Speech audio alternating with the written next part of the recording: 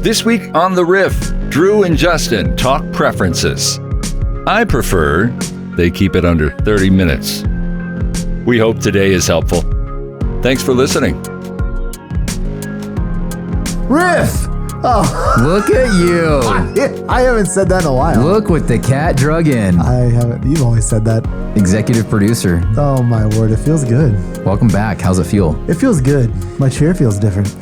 It's Mart's. It's Martz's impressions on that thing. It is tiny. It's Martz sized. It's tiny. Martz is in Latvia right now, I think. Doing what? Whatever the Latvians do. Nobody knows. Well, it's good to be here. Welcome. It's good to be here at the Riff table. And today, we're talking about preferences. What do you prefer? No, I'm going to ask you what you prefer. Okay. I'm going to ask you questions. Yeah. And then Okay. you're gonna Is that how this is going to work? That's how this is going to work. Yeah. So we're going to talk about church preferences. You've been here now 7 months. 7 months. In the seat, in the saddle, as some say. Yeah. November 29th. November 29th. So we're going to walk through, I got a couple questions where I want to figure out, like, as you walk into this kind of a space and as you've been in it, like, what for you has changed? I want to walk through that. And then I also want to walk through, I do believe stories change people. Yeah. Like when you meet someone with a story, it's way different than thinking you know what their story is. Okay? Yeah. Meaning, I've got a this, and I've probably labeled this person, even though I don't want to say I labeled this person. And then you meet a person and you're like, oh my gosh, they're like a human. Yeah. So which changes it a little bit. So you've met a few humans. A few. In the course of 7 months. I even remember some of their names. So I remember it was like month 3. You came into one of the meetings and you just looked so tired and you were like, there's so many people. It's just like, how do I meet all of the people, right? Yeah. And so I know you've been meeting with people like crazy. You've gained 47 pounds just from eating. I don't know how many. No.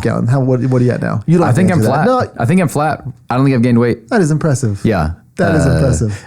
I shame myself when my jeans get too tight. The voice in my head. I start fat shaming myself pretty bad. I do not do that. Really? I blame my dryer. No, it's My me. dryer. I am like, Babe, turn this thing on high heat. Is this on high heat? Who did These this? are not the same size they've been. These are much smaller. I am the same size. Yeah. No, I just start drinking a lot of water. And yeah, I'm like, yeah. All right, so I want to walk through that. I want to walk through what's changed for you as you've met so many people, so many faces, so many names, those preferences that you might have walked in with and thought, man, this is XYZ, maybe how a church even works, maybe how I want a church to work, to where you're like, oh, you know what? I'm starting to see, like, I kind of want a church to work this way. I want to. So tell me something, just give me one thing that, like, you think back when you started and you're like, I thought this way, and then there was a shift. Yeah. And now I'm thinking like, maybe, what is that for you? Is there something that comes up for you when you think that? I think, you know what, it's a good question. One of the first things when you start. Nobody ever says it's a good question. Justin, you ask such great questions. Thank you. Okay, keep going. You always say that. One of the things that when you were saying that first came to mind was like a broader perspective on, like in the New Testament, like Paul's like writing to the church at Ephesus, or the church at whatever. And like this city there's one church in this city, a lot of different cultural realities in, but I think like the church at Springfield, Southwest Missouri, Republic, Nixa, the whole thing. Like there's how many churches are probably, do you know how many churches are actually in this community? There's a lot. Hundreds. Yeah, it's like there was over 300 churches in this area that were just like AG. Like it was like something crazy. Wow. So there's a lot. There's a lot. I think the amount of preferences that I will cling to today are less than what they used to be, because it's more about understanding what role does this church play in the broader church at Southwest Missouri. Like if the broader church is like, hey, all of these things, like we're a player on the team, So if you have such a tight list of preferences of the ways things should be done at a church, you're also then saying this is the right way to do it, which makes everyone else's way the wrong way to do it. You know what I mean? Where it's some things are not right or wrong. It's just going to be different based on what is your call, what's your assignment, what's the position you play. You think about a sports team. It's like, I hope that my quarterback doesn't look like my defensive tackle. Like they should eat different. They should, lift different. They should train different, but it's all the same team. I think for me, understanding what is North Point's role to play. And as I've studied the history of the church, understanding the people in the church, and then trying to catch a pulse of okay, what might God want to do in this area, realizing that our church is an evangelist. One of the parts of North Point is to I believe we're called to reach people for Jesus at scale, and we're equipped to do so better than any other church in the area. It's in our history. It's in our DNA. It's why we have the spaces and buildings we have. It's how a lot of stuff has been built. And it's we have a role to play in that specifically. I think about one of the questions I asked the staff early on is hey, if 1,000 people, I think I mentioned this last week, 1,000 people came to Jesus tomorrow, would we know what to do with them? And so the answer is I want to be able to answer that, yes. But one of the things that made me ask that question is just real estate alone. We actually have the physical space for it. Yeah. How many seats do we have in the Springfield? We can fit 1,000 in there, right? 1,000. Nixa, we can fit 700. Republic, 300. Dream Center, 175. So that's over 2,000 people an hour for a service. So you could easily go, 2 services, 4,000 people in an auditorium, not counting kids, pretty quick, right. Which would probably get you 6, 7, Yeah. So I think to me, it's I know it might seem like a weird lens to look through, but my first thought is we actually have the physical space to handle a lot of people. We are a larger scale operation. And so a mom and pop, specialty deli is going to operate with different preferences than Costco, because of size and scale and how they're wired. And so we are a big church. We are a multi-site church, and we're called to reach people at scale. We have the capacity to do it. We have the systems and team to do it, and we have the history of doing it. North Point's reputation in the city, I think, is a church that anyone can go to. And so I've met a lot of people at North Point who started coming here because they were in a down season of their life. Things had fallen apart. Met someone on Sunday. They were yeah, I'm on the other side of a really brutal divorce, and my life is really complicated right now. And it's welcome. You'll find a lot of friends here. And don't feel the need to come in late and sit in the back.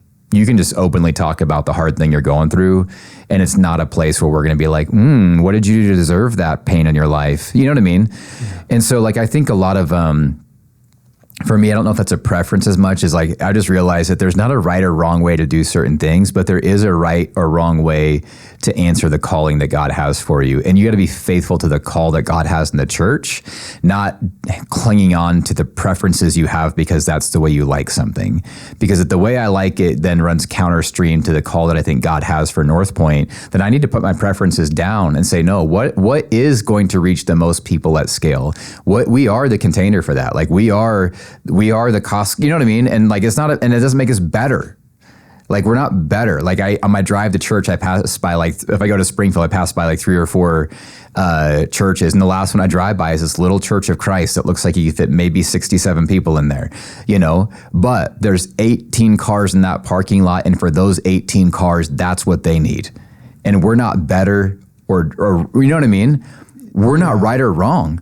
Whatever they're doing in that little Church of Christ down the street matters, and it's an important part to play in the church at Springfield. And so I think when you get into arguing over preferences too much, the core argument is flawed because you're assuming that it's right or wrong. Mm-hmm. Is it biblical? There's a wide boundary in what's biblical or not in a church. Stay in the wide boundary, and then, how long is a service? How long is a message? How many lights do you have? How loud is it? Do you have this? Do you have that? And it's yeah, then you get real churchy, and then for us specifically, if we get too churchy into out churching churches and church land, we'll lose the thing God called North Point to do, and that's reach people that need to be able to walk into a church as they are, without masks, without a church mask on, to come in and be exactly how you are, the way you are, and we're gonna love you. Yeah, And I think an important thing too to know is whenever we say at North Point, we're not gonna get churchy, we're not gonna get I mean, something that you brought too is like, I actually love the church. And North Point historically has loved the church. We are one. Yeah. So that's kind of a, like a deal. That's like you saying you don't like black t-shirts. Yeah, it's kind of who you are. True. You're that guy. True. When we say churchy, like there's a subculture out there that takes you away from like what real life is, right? That's the thing that historically, when we have said like churchy or church, it's when somebody that I'm bringing with me has no idea. And by no idea, not meaning like they haven't read the Bible.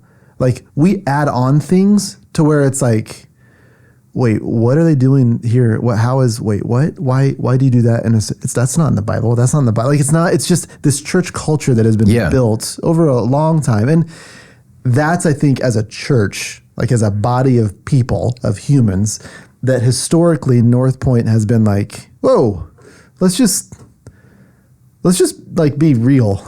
Yeah. Like and now let's grow, let's learn, let's all of these. We're not afraid of these things. But if we're going to talk about transubstantiation, let's at least talk about what it is and not just explain like, so grab the bread and the wine and then like people, So it's just this idea of not what you said, not out churching the church, right? Yeah. And I think you get into a really, really fast lane of villainizing other churches or other ways of doing ministry where it's like, I love what you're saying. Like, what if it's like, I don't know, like a kingdom? Like, what if it's right?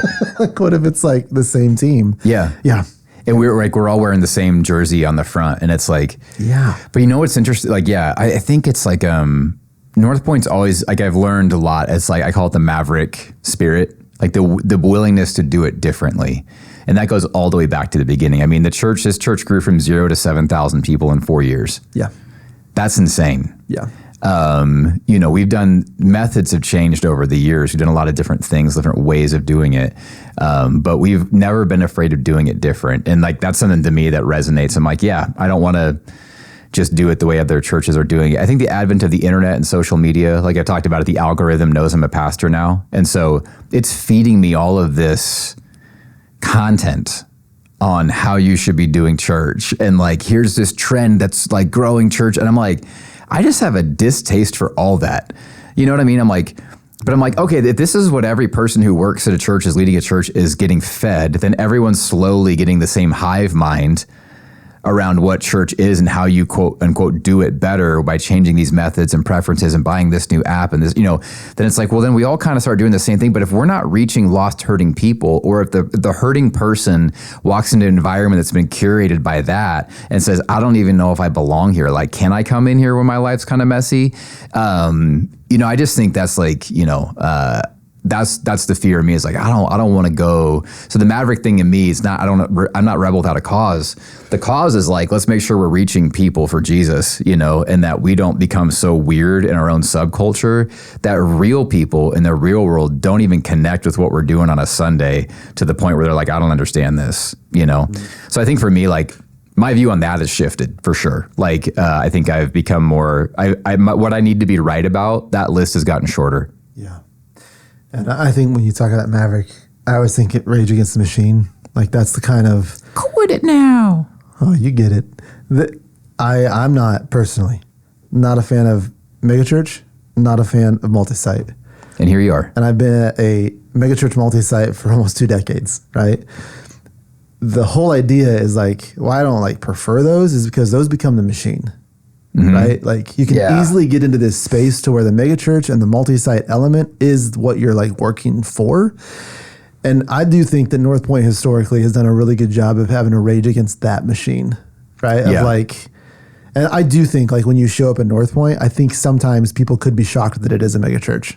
Because I do like the people that are at North Point, I love them. Like it's a different environment than I think what I've showed up in other spaces. And again, not villainizing, not saying but that's covered, right? Like Springfield, like you said, has got quite a few churches. Like, and that's why North Point has found such a niche in that space is like, we're not raging against those churches and we're not raging against that type. It's like, no, we're going to rage against this like internal thing of like what we don't want it to become and we've actually become, right? Like, how do you, So I think I think that's right on, of having that type of attitude.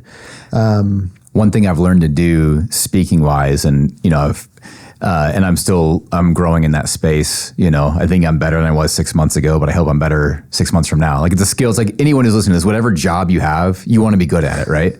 Like that's me. Like I want to get better at it. But one thing I've learned along the way is like, peaked. Month 2, I peaked. Yeah, it's going to get just kind of a slow down trend. So downhill from here. You know what I mean? I'm just punching the clock, good enough for who it's for.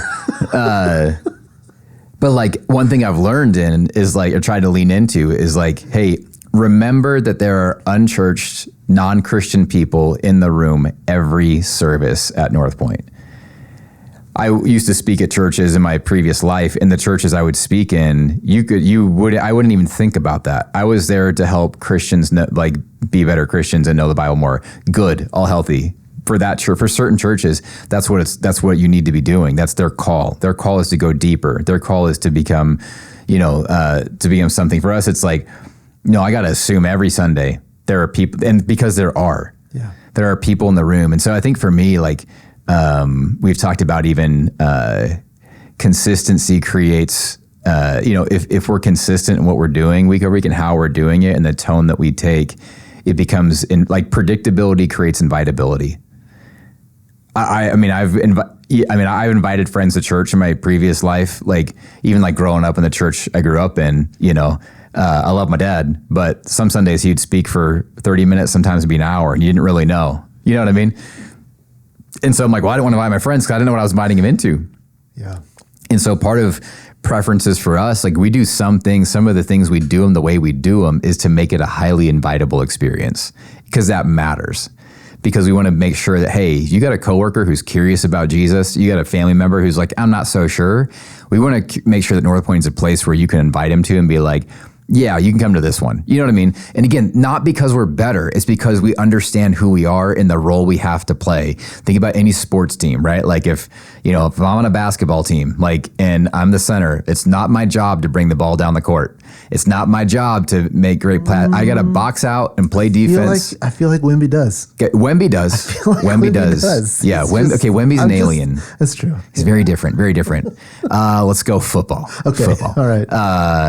Quarterback. I don't want him weighing 350 pounds. I'm with you now. Yeah. I'm tracking now. Yeah, tracking. Wide receiver. Like, like this one works certain position, you don't have to catch the ball. Like for us, what's the position we play? Yeah. We're an invitable experience that explains the gospel in ways that are both challenging for the believer, but also makes sense for the non-believer and the skeptic and the curious. Like to me, like understanding that role, I understood that on paper on day one. I think I've experienced it more now because now I'm meeting all these people who are the skeptics, who are the day oneers, who are sitting there being like, yeah, I'm not sure I believe this, but you people are great. And I'm thinking about it.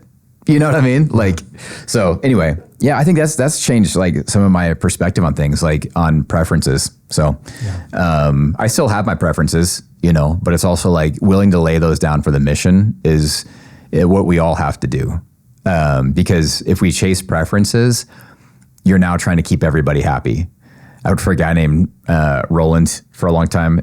He's from Philadelphia, and he was like, you hired me to be a leader. He was like, if you want me to keep everybody happy, you got to hire a clown. Clowns keep people happy. I'm a leader. I wouldn't say that. I don't recommend that approach. But he had like this like thick Philly accent. He was like, hire a clown. I always remember that. Can't keep everybody happy. But yeah, it's like, you know what I mean? It's like, what are we here for? We're here for the people. Like we're here to reach people. That's what we're here to do. And if a preference of a bunch of people who've already been reached slows us down to be able to reach more people, then like we have to just be willing to own that and say, hey, like set it down. So yeah, which I think is important because like North Point's gone through change in the past year, right? Like, but I think also this is kind of like behind closed doors. Like there hasn't been this massive like drop. Yeah, it's been crazy. Yeah, but I think it's also like North Point's just kind of okay with change, right? Like, it's the whole idea of like this preference thing of like, well, I prefer this. Well, I don't like that. Well, I like this. It's kind of like, we're here to reach people. Like, that doesn't change. And I think it's like that's been crazy. You and I've been watching every month. We're expecting this massive fall off, and it's like, yeah, summertime happens. People are, gone. Right. But so far, it's like it feels like there's not like an exodus on our hands. I haven't said anything too stupid yet. I said a dumb thing on Sunday that probably offended some people, but give it another year, man. Yeah, I'll hit some real hard. I've said some dumb things. But yeah, I think it's like, it's interesting. Like it is because the history of North Point, and you and the team and Jeremy, like the mission, was so central that like a person could leave and the mission went on. Yeah. That's unheard of in this world, because part of the playbook for like churchianity, which is I call it, which is like the church hive mind, is get a super dynamic personality, you know what I mean? Like, and then you build around this idea and this concept and this marketing scheme of like, you know what I mean? Like, and when that person leaves, it all falls apart. But I think like it's a kudos to like Jeremy and team, like, and you guys that you've really created something that's sustained, and we're in the middle of it. Like we might still see an exodus. We'll see. I don't know. But if you're listening to this, don't leave. Yeah. And it's going to be fine. You're not going to say anything stupid. And if you do, it's only at one service. Yeah. We'll edit it out. That's what I did in the 9. It's going to be fine. So dumb. Anyway, I think it's like we haven't seen like this huge exodus. And so I think it's like when people rally a mission that matters and it's not about a person or an ego or a brand or a feel, it's not hyped. We didn't build this on hype. Like how you catch them is how you keep them. How you build something is how you sustain it. And North Point's not built on hype or a machine or a big personality or like that at all. And so you don't have to sustain it with that, So I think it's been really cool to live out, and then just the amount of people I've been able to connect with to understand the stories of what North Point has meant to people. Yeah. I mean, every week I walk out with one of just like goodness. Like it's a sobering thing. I'm like, man, this place is a big deal, and it's like, it's what Jesus has built it. Like the Lord has built this place, and so, as I picked up the keys and like grabbed, I picked up the baton for the third leg of the race here. Like, I want to run well, run hard, do the thing, but also understand the role that we play, the team I'm on, and then do my job really well for this team. It's great. So we're going to end this up at like 24 minutes. Look at that. I mean, it's gonna be great. We're gonna go like 3 more minutes. But I think for application, we're talking about church, we're talking about preferences, we're talking about mission. Last part of this, like, how does this show up in your day-to-day life? Like, it's one thing to say, we drop the preferences but do you do this in your marriage? Do you do this in friendships? Do you do this? Like, how does that show up? How does this mentality show up in those spaces? I just think there's a level of humility. Like, I think humility attracts God resists the proud, gives grace to the humble. If you want grace with relationships and people, be humble. And your list of what you need to be right about, get it shorter. Like the argument you got in within your spouse, like, was it worth it? Did you win? Did you really win? You know what I mean? Yeah. Like how often do we end up arguing over things that don't matter? In the long run, it's not a big deal. And so protecting the relationship, loving people more than loving being right. What do you need to be right about? There's so many things anymore that I don't need to be right about. Even like you look at just who you hitch your wagon to. I'm like, you know what? Like I'm going to hitch my wagon to Jesus, not a politician. I just can't hitch my wagon to much. I'm like, I don't need to be right about that. I'd be right about a few things. So I think when you go into work, it's like, do you love people or do you love winning? You know what I mean? Like there's an element of like, even in the workplace, it's like, if you love employees and you love your customers, you're going to get more things right than wrong. If you just base it on, I'm going to make this about other people, you're going to make better decisions. When you try to get so strategic that you forget the people in the middle of it, and then it's kind of this low key, you're setting yourself as the standard to which everyone else must be measured up against, because you walk into every meeting and every conversation with the assumption that you're right. And then you come in with defensiveness with your gloves up to like, all right, here's how I prove, here's how I win, that I'm right and you're wrong. And it's like, wait a minute, like maybe you don't actually need to be right. Maybe you need to be kind. Maybe you need to be loving, And I think a lot of folks just in life, work, wherever, it's like, I go back to even like my time at my career at like T-Mobile. I don't remember what our customer promoter score was in October of 2022.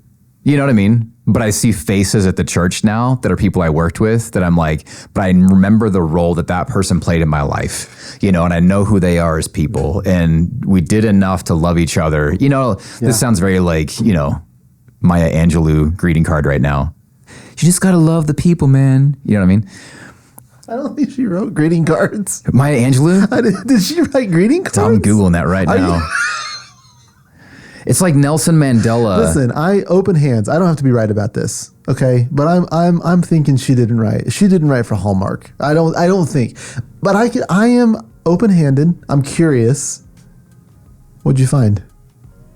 Oh yeah, she wrote greeting cards. Maya Angelou greeting cards on Amazon is the whole thing. Hold on. What I want to know if people have taken the sayings of Maya Angelou and then have put those on greeting cards. That's much different than Maya. Oh, she didn't have a greeting card company. That's what you just made it sound like. You made it sound like you said Maya Angelou greeting cards, like it was LLC, like Maya Angelou MAGC LLC. That's what that was right there. No, she didn't have that company.